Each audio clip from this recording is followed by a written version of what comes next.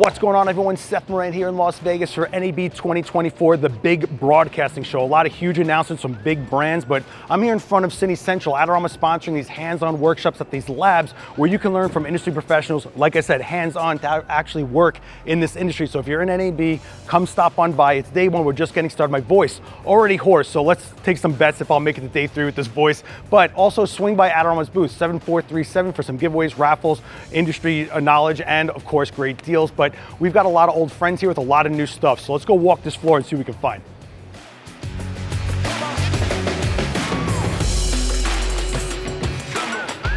All right, we have to swing by the Blackmagic booth because quite frankly, they're always putting out something awesome. And Dan's gonna walk me through. First of all, we got two cameras, big announcements.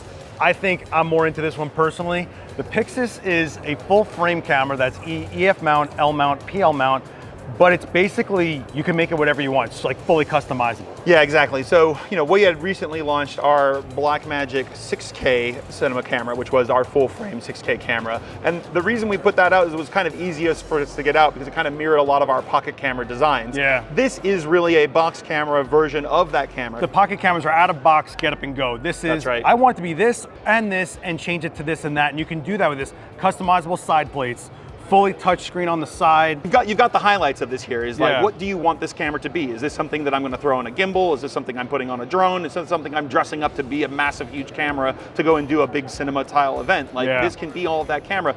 And because it's this kind of big 6K, larger than 35, it's got all this great image, obviously all of the great color science that Blackmagic does, using all of the great Blackmagic workflows that we've been introducing, pushing this into Resolve. It has all the highlights of all the great Blackmagic technology, but now in this form factor that we've never done before, and that's what I think people are gonna, like you say, they're really excited to be able to see what they can do with a camera like this because of the flexibility that it gives you that maybe a pocket camera or an Ursa camera doesn't quite do the same thing that this will do. Yeah, I think like the major thing about Blackmagic is from beginning to end, you have the whole system, the software, the switchers, the cameras, everything all, and now you're giving more customizability and power to the user to make it what they want at a pretty good price point. We're always looking for the how do we empower people, and the fact that as a company, for us, it's about building these workflows from start to finish that we're not necessarily forcing people to use, but there is also a lot of advantages to say like, hey, I've already shot in Blackmagic RAW. This is great in DaVinci Resolve. It's an ecosystem. It's an ecosystem that becomes really flexible and really powerful. So let's talk some specs. So we got 6K open gate. Yep, so this is basically a 6K full frame camera, right? So it's going to be able to do that larger than 35 type of resolution there. We're talking about, this actually, interestingly enough, is the first time to use these new BPU batteries. Okay.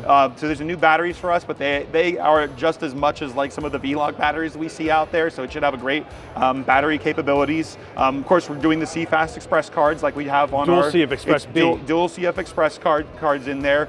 We've also dropped on our Ethernet capabilities so that we can do things like go straight out to Blackmagic Cloud or go out to other recording if we want to pull directly off of this. And camera control from switching, right? Of course, camera control from switching with our SDIs as well. It has a USB for USB recording. Now, the only real trick with this camera that people do need to take note is unlike some of our other cameras that have interchangeable lens mounts, this is not. You're ordering it. You are ordering it based off, do I want to have that L mount, EF, and this is our first also locking EFs that we're doing, and then the PL mounts there. So for the most part, people that are looking at this camera are going to find it just very familiar with the actual Blackmagic cinema camera 6K because it's all the same guts, it's the same sensor, it's all the same things that are in there. So if people are familiar with that, they're going to be familiar with this. Of course, we're here showing it with the new Ursa viewfinder that we've created, so it's a little bit of an update to that as well.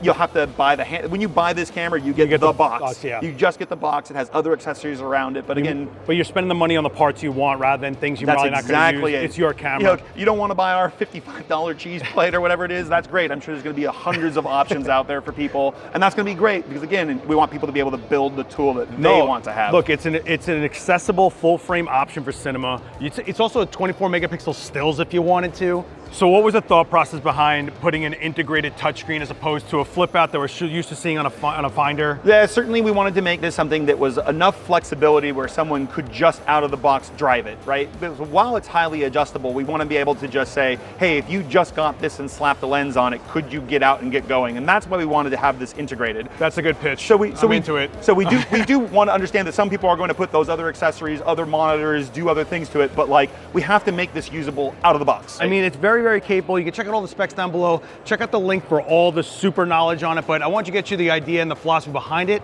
from Blackmagic themselves. Dan, thanks so much, man. Hey man, thanks for stopping by.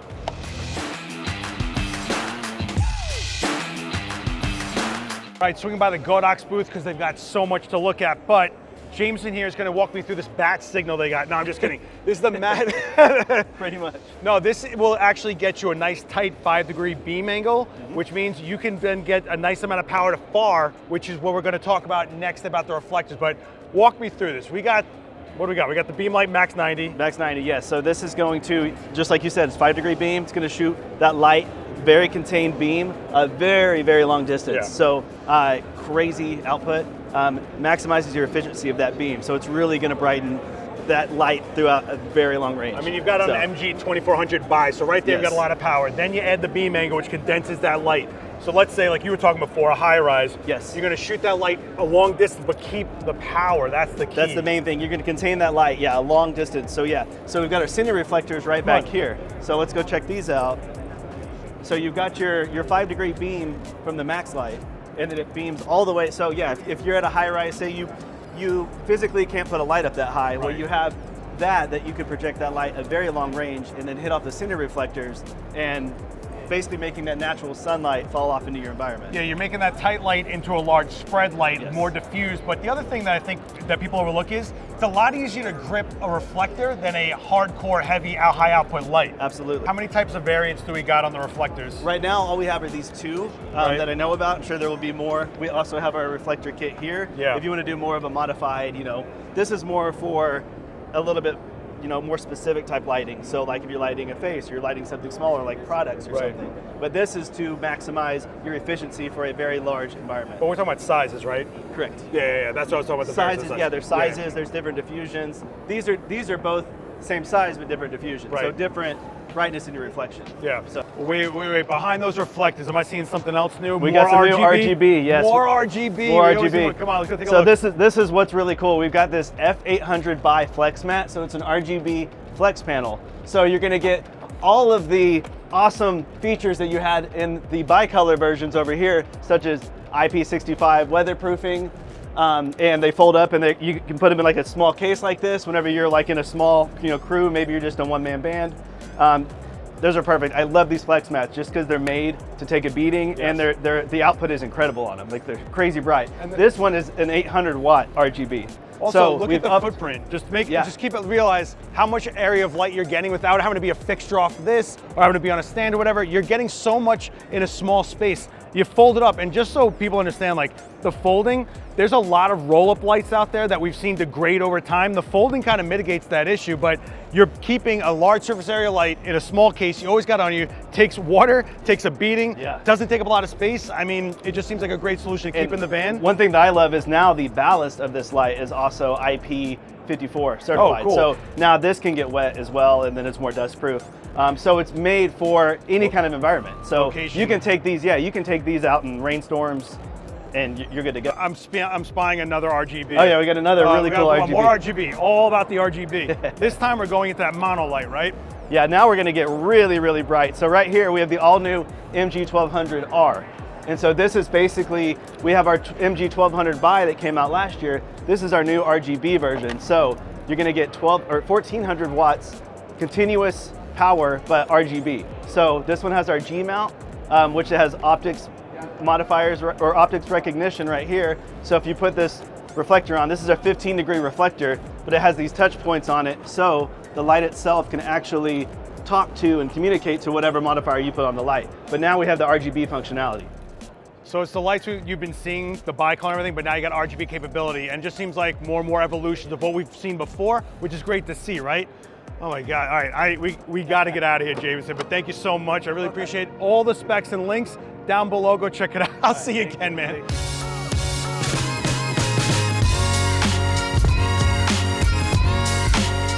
We had to swing by the NiSi booth, see my buddy Jim. I mean, we've done a bunch of stuff with you. We covered this lens series when it came out, the Athena Primes. Really affordable, lightweight, very sharp and minimal focus breathing, but they're really well thought out because they're basically like the same weight and same size for most of the lens line. So if you're, gimbals and like that, but we've got new additions. we've got an 18, a 40, and a 135 addition to this lineup, T2.2. Right. So you're expanding pretty quick. We're expanding quick. We put these 3 lenses out based on feedback that we got from the field. Well, I had a request and you kind of answered it a little bit. You've got now a Z-mount adapter for PL lenses. So for us Nikon users, baby. Yeah, there you go, baby. But also 2x teleconverter, which is pretty nice. You're saying it'll work for all the lenses, but it might not fit on every camera. Right, there's a fairly big rear protrusion on it, so it depends on the lens. But we're promising only a 1-stop loss and no sharpness loss at all. But the key thing is to have a set of lenses that are very clean, that are true primes that you can use for any type of a job.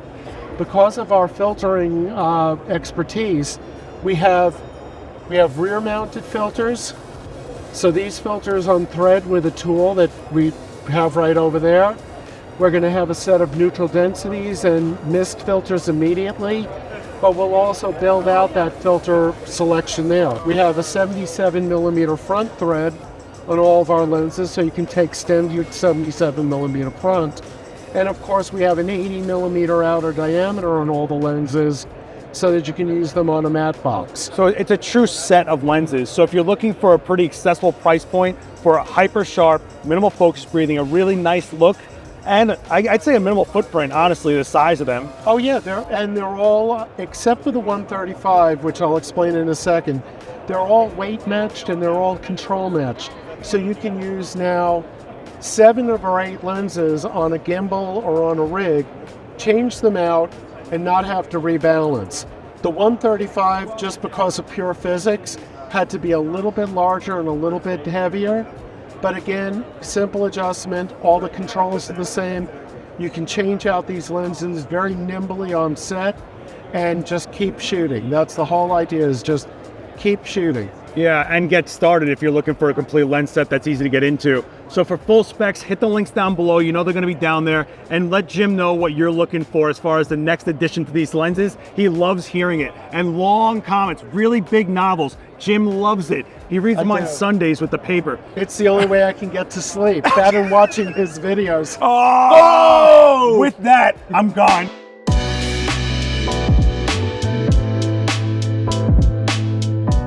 By the Tilta booth. I got Nick with me, and we're seeing phones come more and more into the game, right? They're so much more capable.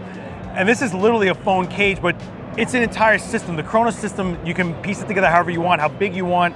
But I mean, you've got a lot of capability here, not just protection. So let's try to walk through this to some degree, right? Yeah. So the foundation of the system is the cage itself, which is kind of a combination of a normal phone case and a camera cage. You have 7 pairs of mounting points all around, meaning you're able to attach a variety of different accessories. This is one of the more popular configurations in terms of having this power handle on the side, cooling module, NDs, so you don't have to change your shutter speed, even this wireless microphone setup. And you're working in the Blackmagic app right now, which enables you to actually use this handle? Yes, exactly. So it is compatible with the normal iPhone, camera. It is more optimized for Blackmagic, and I think that's what most people are shooting with. You can control focus and zoom through this handle. Yeah, you can zoom with this and focus with it from the handle. So it's all really integrated. It's not just like a cage that happens to click on. It's actually working with the phone. Yeah, so this is a Bluetooth connection, meaning it is technically wireless, but it is a little bit more limited. We also have the Nano 2, which is able to wirelessly control focus and zoom, so that would be more of a first AC kind of setup. Okay. And this does need to connect to the phone in terms of sending power. And how many pieces overall is the Kronos? If you looked at it as a whole as your options, how many pieces would you say is there? It's around 30 different options. I mean, the filters do make up a good chunk of those. Yeah, as well. I'm sure. But if you were to say around unique items, low 20s. For what we release now, there's going to be a lot more stuff coming, including to support new phones. All that we know for sure is that the connection points are going to stay the same, so none of the accessories will be outdated when a new phone comes out. You'll essentially just need to get a new case or Is this born from you guys basically seeing so much more of the phone coming on sets and being part of things, or Where is this coming from? What's the philosophy here? I think it's coming from two places. One, it is the quality of the iPhone, specifically with the 15 having that USB-C that really opens up what we can do with it.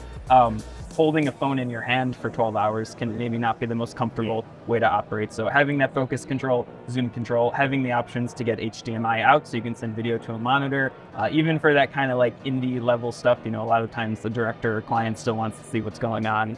So it was born out of the growing, you know, kind of smartphone filmmaking movement, and just makes it a little bit more, you know, professional, user friendly, more possible to use for, you know. It definitely makes it more of a tool, because I think there's a lot of people complaining with like native apps not giving you the image you want. Then more apps came out to get like the raw image. Well, now what about the hardware? And I think that's where you guys are thinking about it, which is really interesting. And of course, with all those pieces, you can customize it to whatever you want. Check out the links down below for the full kit. Take a look at it. Let us know what you think of those comments too. I'm really curious, how many of you out there are filming purely on phone, or how many of you are like gonna troll these comments and hate me for saying you can film on your phone? But anyway, Nick, I really appreciate you walking me through this. Again, don't forget those links, and we'll see you on the next one, man. Thank you. Absolutely. Thank you.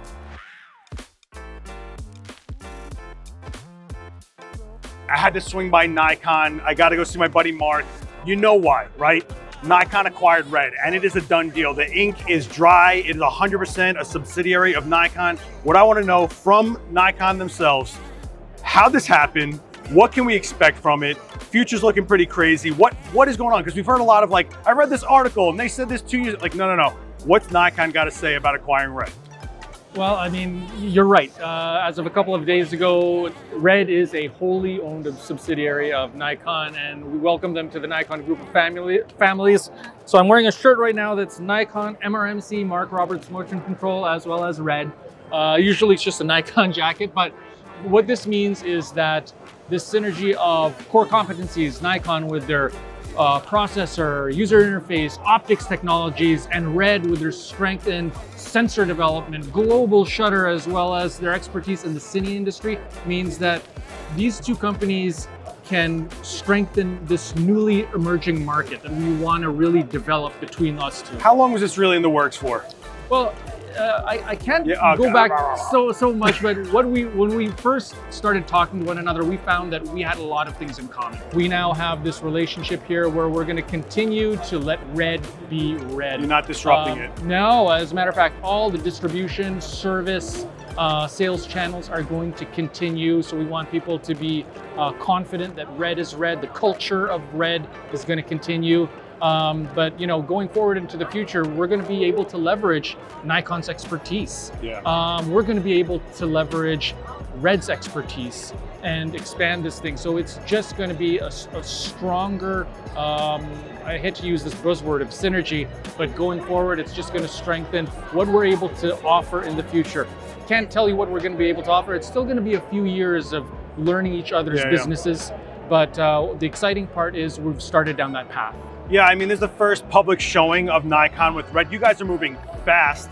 You've been really pushing hard in video, the Z9, the Z8, all that stuff. But this is pretty interesting. You basically jumped a couple decades of R&D in cinema, basically acquiring RED, which is nuts, first of all. But I want to see what happens when the DNA of Nikon and the DNA of RED make a baby. I want to see what's going to happen. Are we going to see firmware from RED going into Z? Is it going to be the other way around? You're probably going to tell me you can't say nothing, right? You know, these things take years to develop. So it will be still a few years before you can come here to the NAB 2020 something and you know, we'll give birth to something of that nature. It's really exciting. Their product line, what they've been able to do in leapfrogging a lot of the technologies out there, and we're looking forward to infusing them with a lot of the Nikon know-how as well. Well, I'll say just on a social level, talking to both brands, you guys seem like you have the same tone, the same energy, so I do actually see where it's going to connect. Very exciting. I had to get some words from the actual source itself. Mark, you know I love you, man. Thanks so much.